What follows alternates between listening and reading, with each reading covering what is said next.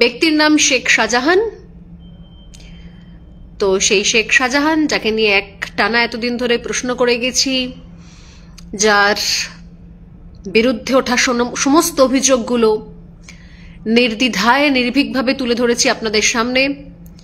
তো সেই মহান শেখ শাহজাহান, শাসক দলের যিনি সম্পদ বা তৃণমূল কংগ্রেসের কোট আনকোট যিনি সৈনিক, তো সেই শেখ শাহজাহান মহাশয় যিনি অ্যারেস্ট হওয়ার পর কি বীর বিক্রমে তিনি যাচ্ছিলেন বসিরহাট কোর্টের ব্যালকনিতে তিনি মুভ করছিলেন, যেন মনে হচ্ছে ভোটে জিতে কোনো এমএলএ এসেছে, আর একটু হলে ভি সাইন দেখাবে এমনি এমনি করে,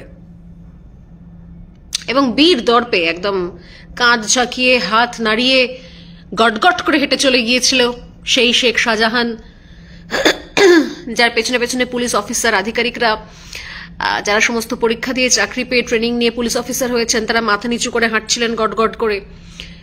ভাইরাল হয়ে গিয়েছিল সেই ভিডিও, এবং তারপর যখন তাকে ঢোকানো হয়, মানে তারপর যখন অন্য কোনো সেই করিডোর থেকে বেরিয়ে তিনি চলে যান, যাওয়ার সময় যখন তাকে লক্ষ্য করে প্রচুর ক্যামেরা ঘুরছিল আশপাশে, তিনি হাত নাড়িয়ে তিনি বলেন আঙুল নামিয়ে যে ক্যামেরা নিচে। ওই অক্ষয় কুমারের একটা সিনেমা মনে পড়ে যাচ্ছে আওয়াজ নিচে, তো সেরকম যেন মনে হচ্ছে শেখ শাহজাহান তিনি বলতে চাইছেন ক্যামেরা নিচে, লেন্স নিচে। তো শেখ শাহজাহানকে সেদিনকে পুলিশ অ্যারেস্ট করে নিয়ে যাচ্ছিল নাকি শেখ শাহজাহান পুলিশকে অ্যারেস্ট করে নিয়ে যাচ্ছিল আমি তো বুঝতে পারিনি। আপনারা যদি বুঝতে পেরে থাকেন ডেফিনেটলি কমেন্টে জানাবেন। তো সেই সেহেনো শেখ শাহজাহান আজকে লাইভে আসার কারণ ফাইনালি পুলিশের হেফাজত থেকে, সিআইডির আঁচল থেকে বেরিয়ে শেখ শাহজাহান আজ সিবিআই এর হেফাজতে গেলেন। আজ সন্ধে 6:50 নাগাদ, 6:45 নাগাদ শেখ শাহজাহানকে ফাইনালি ইডির হাতে তুলে দেয় সিআইডি, রাজ্য পুলিশ। এবং অতঃপর শেখ শাহজাহান ইহার পরে কোথায় যাবেন আমি জানি না, সিবিআই এর পিছু পিছু ইডি ঢুকবে কিনা আমি জানি না। ইডিকে তো তিনি কেলিয়েছিলেন এক সময়, না, সরি ফর মাই ল্যাঙ্গুয়েজ, কিন্তু বলতে বাধ্য হচ্ছি কারণ তৃণমূল কংগ্রেসের নেতা নেত্রীরাও তারা বলেছেন যে ইডি নাকি ওখানে প্ররোচনা দেওয়ার জন্য গিয়েছিল, তাই মার খেয়ে ফিরে এসেছে। তাই আমি আমার ল্যাঙ্গুয়েজ এ ধরনের প্রয়োগ করতে কোনো অসুবিধা নেই। তো এরপরে ইডির সঙ্গে সঙ্গে সিবিআই পিছু পিছু ইডি, আর ইডির হাত ধরে এই শেখ শাহজাহান, অনুব্রত মণ্ডল এবং সাইগল হোসেনের মতো তিনিও কোথাও, বা অনুব্রতর কন্যা তার মতো কোথাও তিহার জেলের বাসিন্দা হবেন কিনা আমি জানি না, কিন্তু তিহার জেলে গিয়ে তিনি পিঠে বানাবেন কিনা এটা নিয়ে বড় ডাউট আছে আমার মনে। এই যে শেখ শাহজাহান এত পিঠে খেতে ভালোবাসত, তিহার জেলে গিয়ে পিঠে বানানোর চেষ্টা করবেন? পিঠে বানাবার জন্য ডাকবেন নাকি রাত্রিবেলা কাউকে বা ব্যবস্থা করতে বলবেন নাকি আমি জানি না। এবং ঘটনাচক্রে এই যে দোর্দণ্ড প্রতাপ শেখ শাহজাহান নাকি, যাকে শাসক দলের সবাই বাকটাক বলে, আর বাকি অনেকেরই মনে হয় তাকে ছুচু মনে হয়, যিনি বিভিন্ন সন্দেশখালী নোনা জলে বিভিন্ন গর্তে সেধিয়েছিলেন, ফাইনালি বেরোতে বাধ্য হলো। এত বড় একটা অভিযোগ থাকা সত্ত্বেও তাকে পুলিশ নাকি এতদিন ধরে খুঁজে পাচ্ছিল না, স্থল জল আকাশ এক করে ফেলেছিল। তো সেই শেখ শাহজাহান সিবিআই হেফাজতে গিয়ে আবার গুরুতর অসুস্থ হয়ে পড়বে কিনা এই নিয়েও আমার ডাউট আছে। মানে আমি বুঝিয়ে বলি আপনাদের, মানে এই যে আমাদের রাজ্যের রথী মহারথী পলিটিশিয়ানস এবং নেতা মন্ত্রী, তারা যে কি ধরনের গুরুতর রোগে আক্রান্ত তা কি আপনারা জানতেন যদি বাড়িতে ইডি সিবিআই না আসতো? কিসব রোগ, মানে হাই প্রেশার, হাই সুগার, এগুলো না হয় তবু মানা গেল। এগুলো তো মমতা বন্দ্যোপাধ্যায় বলেছিলেন যখন জ্যোতিপ্রিয় মল্লিক ওরফে বালুর বাড়িতে গিয়েছিলেন ইডির টিম আধিকারিক। উনি বলেছিলেন যে এত বালুর এত হাই প্রেশার, এত সুগার, যদি কিছু হয়ে যায়। তো সেই যদি কিছু হয়ে যায় একটা ঈশ্বরের কৃপায় এখনো পর্যন্ত কিছু হয়নি। জ্যোতিপ্রিয় মল্লিক এখনো হেফাজতেই রয়েছেন, ইডির হেফাজতে। পার্থ চট্টোপাধ্যায় তাই রয়েছেন, তাদের বরঞ্চ ওজন কমে গেছে। কারণ পুলিশ হেফাজতে থাকার মতো ঠিক সেরকম জামাই আদরটা বোধ হয় ইডি বা সিবিআই হেফাজতে হয় না, মেবি। কিন্তু আমি যেটা বলছিলাম যে কে জানে, মানে কেউ কি গ্যারান্টি দিতে পারবেন এখানে যারা লাইভে আসছেন যে এই সিবিআই হেফাজতে হওয়ার পরে এই শেখ শাহজাহানের মতো একটা হৃষ্টপুষ্ট মানুষের যে কোনো অজানা কোনো রোগ ধরা পড়বে না? মানে যেমন ধরুন পাইলস, ফিসচুলা, এই ধরনের কোনো কিছু রোগ, ব্যথা, জ্বালা, যন্ত্রণা, এই ধরনের কিছু ধরা পড়বে না? বা অনুব্রত মণ্ডলের যেরকম আরো নাকি সমস্যা ছিল, কিছু একটা কোষে গন্ডগোল ছিল, তো সেরকম কিছু সমস্যা ধরা পড়বে না, সামনে আসবে না, এবং তার জন্য কোনো একটা অজানা অজ্ঞাত কারণে কি জানে শেখ শাহজাহানের আবার কালীঘাটের কাকুর মতো কণ্ঠরোধ হয়ে যাবে না, গলায় কোনো কোনো কোনো ভাইরাস, ম্যানেঞ্জাইটিস বা কিছু একটা গলার মধ্যে বাসা বাঁধবে না। হ্যাঁ, এরকম যে বিভিন্ন ধরনের রোগ সম্পর্কে আমরা জেনেছি সাম্প্রতিক সময়, তো সেগুলো যে আবার শেখ শাহজাহানের ক্ষেত্রে হবে না এও বোঝা মুশকিল। তা আমার মনে হয় যতক্ষণ পর্যন্ত শেখ শাহজাহান এই কলকাতা শহরের বা এই চৌহদ্দিতে রয়েছেন, যদি কোনোভাবে তিনি অসুস্থ হয়ে পড়েন এবং কোনোভাবে এই SSKM নামক একটি হাসপাতাল আছে শহর কলকাতায়, আপনারা জানেন না কিনা জানি না, তো অনেকেই সেখানে যান আর কি, সেখানে নাকি রুম টুম কেবিন টেবিন বুকটুক করে রাখেন। তো সেইখানে যদি পৌঁছে যায় শেখ শাহজাহান, তাহলে তার যে কি কি কোষে কি কি গন্ডগোল হবে, আর কোথায় কোথায় অবদমিত রক্তপাত হবে, কোন কোন ব্যথা হবে, কোন কোন জায়গায় তার ভোকাল কর্ড হোক বা আর কি কি কর্ড বন্ধ হয়ে যাবে বা বাধা পড়ে যাবে, এগুলো কিন্তু আমরা কেউ জানি না। তো লেটস সি এই তদন্ত বা এই শেখ শাহজাহান অধ্যায় কোন দিকে যায়। তবে একটা বিষয় আমার ভালো লাগছে যে অন্তত যেদিনকে শেখ শাহজাহান অ্যারেস্ট হয়েছিল সেদিনকে আমি সন্দেশখালীতে নিজে গিয়েছিলাম।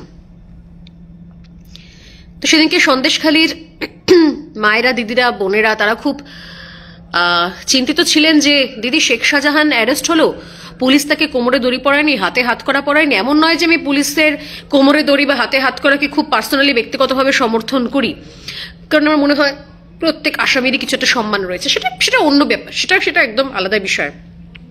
কিন্তু শেখ শাহজাহানের ক্ষেত্রে কেসটা একদম অন্যরকম, এবং সন্দেশখালীর মা বোনেরা যারা প্রতিদিন এতদিন ধরে, এত বছর ধরে বিভিন্ন জিনিস তারা সহ্য করেছেন, তো সেক্ষেত্রে তারা বলছেন যে এটা কি হলো। এবং তার সঙ্গে তারা একটা গুরুত্বপূর্ণ অভিযোগ করেছিলেন সেদিনকে, যারা আপনারা যদি আমার শো সোজাসুজি স্বর্ণালী রিপাবলিক বাংলায় সেটা দেখে থাকেন তাহলে আপনারা জানবেন যে তারা সেই সময় অভিযোগ করেছিলেন যে শেখ শাহজাহানের বিরুদ্ধে মহিলাদের সম্মানহানি, শারীরিক নির্যাতন, নিগ্রহ, এই ধরনের যে অভিযোগগুলো তারা করেছিলেন সেখানকার থানায় লিখিত অভিযোগ করেছিলেন, পুলিশের কাছে জমা দিয়েছিলেন, সেই সংক্রান্ত ধারা শেখ শাহজাহানের ক্ষেত্রে রাজ্য পুলিশ লাগু করেনি। তাদের প্রশ্ন হচ্ছে কেন এই ধরনের, তাহলে কেন এটা তাহলে বাদ রয়ে গেল? অধিকাংশ ধারা কেন বেলেবল? আসল যে ধারাগুলো, মানে যেটা সব থেকে মারাত্মক, জঘন্যতম, ঘৃণ্যতম অপরাধ, সেই ধারাগুলো কেন লাগানো হলো না? তারা সেদিন এই প্রশ্ন করেছিলেন। এবং তাদের আরো প্রশ্ন ছিল যে যেভাবে, যে রোয়াব নিয়ে, যে অ্যাটিটিউড নিয়ে শেখ শাহজাহান পুলিশের আগে আগে যাচ্ছিল আর পুলিশের অফিসাররা তার পিছু পিছু মাথা নত করে আসছিলেন, তো সেই জায়গা থেকে তাদের সন্দেহ ছিল, একটা মনের মধ্যে একটা ডাউট ছিল যে কি গ্যারেন্টি রয়েছে দিদি এরপর শেখ শাহজাহান আবার সেই বেলেবল সেকশনগুলোকে হাতিয়ার করে তারা আবার বেরিয়ে আসবে না, এবং যে সমস্ত প্রতিবাদী মহিলারা যারা মুখ খুলেছেন তাদের ওপরে কোনো রকমের ব্যবস্থা নেওয়া হবে না। ঘটনাচক্রে তাদের এখনো অভিযোগ নাম করে করে তারা বলছেন, যদি পরবর্তীকালে সুযোগ হয় আমি আমার শোতে ডেফিনেটলি সেই নামগুলো তুলে ধরার চেষ্টা করব, যে এখনো পর্যন্ত শেখ শাহজাহানের বেশ কিছু সাঙ্গপাঙ্গ যারা ওই এলাকায় ঘুরে বেড়াচ্ছে এবং যারা বলছে এই তো কদিনের ব্যাপার, তারপরে দাদা আসবে, তারপরই আমরা ব্যবস্থা নিয়ে নেব। তো সেক্ষেত্রে এই সন্দেহ, একটা ডাউটের জায়গা ছিল সেখানকার মায়েদের, মেয়েদের, এবং আজকে অ্যাটলিস্ট সিবিআই এর হাতে যাওয়ার পর তারা সেই জায়গা থেকে নিশ্চিন্ত হলেন বলে আমি মনে করি যে সাম্প্রতিক সময় অন্তত শেখ শাহজাহান আর সন্দেশখালীতে ফিরতে পারছে না। That's for sure. তদন্ত পুরো না হওয়া অবধি, বিচার প্রক্রিয়া শেষ না হওয়া অবধি, এবং যাবতীয় তার বিরুদ্ধে যে অভিযোগ সেগুলো যতক্ষণ না পর্যন্ত 16 আনা তিনি খণ্ডন করতে পারছে বা তার আইনজীবী করতে পারছে, ততক্ষণ পর্যন্ত অন্তত ম্যাজিকের মতো রাতারাতি, যেটা পুলিশ হেফাজতের ক্ষেত্রে মানে ভয় পাচ্ছিলেন সন্দেশখালীর মহিলারা, সেরকম রাতারাতি শেখ শাহজাহানের পক্ষে আর সন্দেশখালী ব্যাক করে আসা, আবারও কাম ব্যাক করে আসা, সেটা সম্ভব নয়। তো এই হলো ব্যাপার। এই আপডেটের জন্য আমার আশা ফেসবুক লাইভে। অনেক জায়গাতে অনেক রকমের ডাউট রয়েছে, সেগুলো আমি সত্যি জানি না, কারণ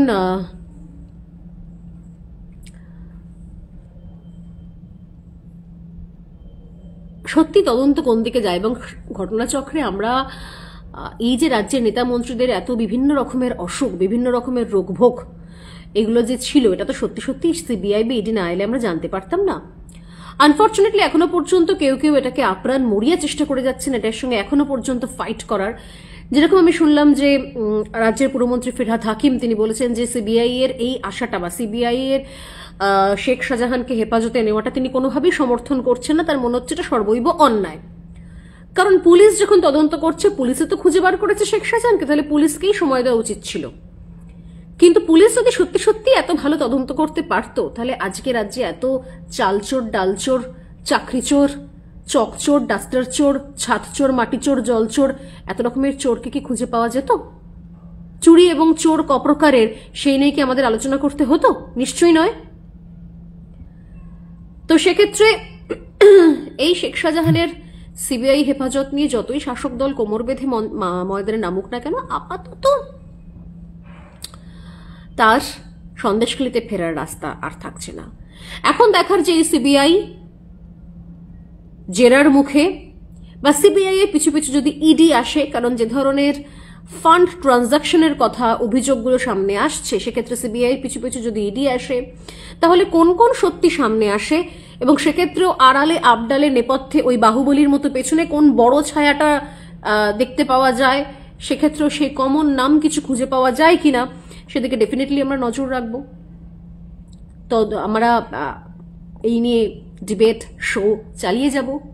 তবে আপাতত এই ফেসবুক লাইভ থেকে এটুকুই বললাম, সন্দেশখালীর যে সমস্ত মায়েরা, দিদিরা, বোনেরা যারা টানা লড়াই করলেন, তাদেরকে আমার স্যালিউট, হ্যাটস অফ। এবং আরো একবার কোথাও প্রমাণ হয়ে গেল যে সত্যি সত্যি মানুষ যদি চায় যে তারা কোনো বিষয় নিয়ে প্রতিবাদ করবেন, তাহলে সেটা তারা করতে পারেন। এবং মানুষ যদি চায় যে অন্য কারোর প্রতিবাদে শরিক হবেন, পার্টিসিপেট করবেন, একসঙ্গে থেকে পাশে পাশে দাঁড়িয়ে কাঁধে কাঁধ মিলিয়ে আওয়াজ তুলবেন, কণ্ঠটা জোরে ছাড়তে পারবেন, তাহলে কিন্তু সেটা কাজে দেয়, সেটা কিন্তু ইম্প্যাক্ট ফেলে।